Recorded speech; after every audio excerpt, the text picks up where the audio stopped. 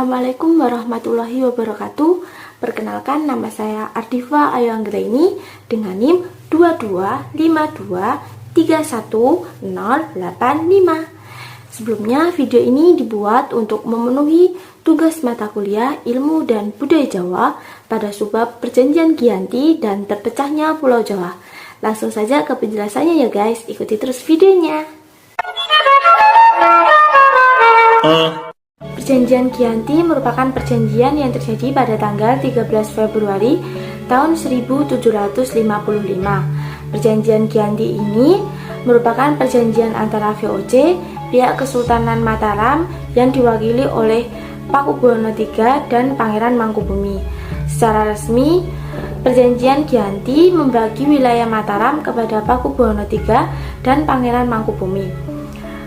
Perjanjian Giyanti terjadi di Dukuh Kerten, Desa Jatiharjo, Kabupaten Karanganyar, Jawa Tengah. Jadi, awal mula kisah perpecahan kerajaan di zaman ini bermula dari pertikaian antar keluarga yang disebabkan oleh politik adu domba VOC.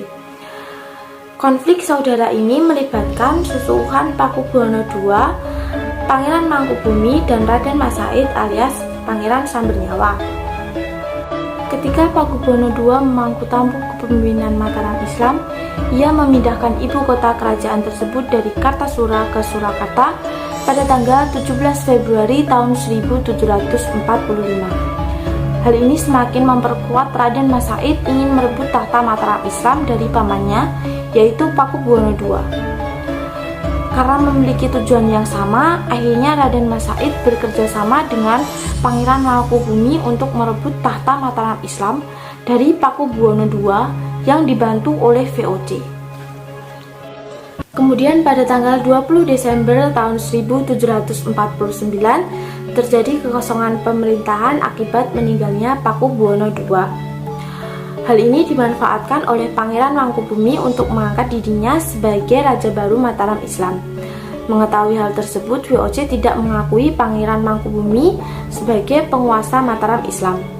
Situasi memanas ketika VOC mengangkat putra Pakubuwono II, yaitu Raden Mas Sujardi, menjadi Raja Mataram Islam dengan gelar Pakubuwono III.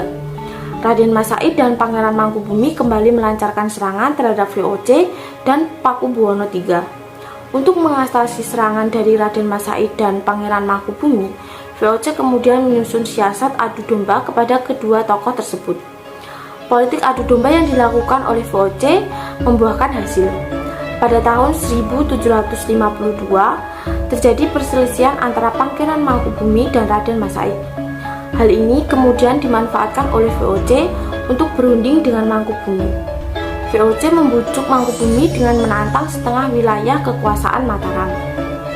Selanjutnya pada tanggal 22 sampai 23 September tahun 1754, VOC mengadakan perselisihan dengan mengundang Pakubuwono III dan Pangeran Mangkubumi untuk membahas pembagian wilayah kekuasaan Mataram.